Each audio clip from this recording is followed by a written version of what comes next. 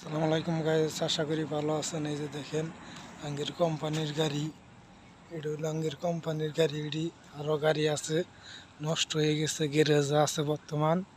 আঙ্গের কোম্পানির বাড়ি, এটা হইলো কোম্পানির বাড়ি, দেখছেন? এটা হইলো কোম্পানির বাড়ি। আপনাদের দয় ভাই আমার কোম্পানিটা ভালো, ছোট হইলে কেউ আমার কোম্পানিটা ভালো।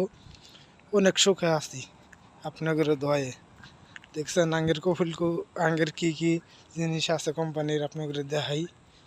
এই যে দেখেন, এই যে একটা কফিলকু, এই যে একটা কফিলকু আছে, এটা হইলো বড়, দেখছেন? বাংলাদেশে বলে বেক্কু, এই বেক্কু। এই যে আর একটা বেক্কু, দেখছেন?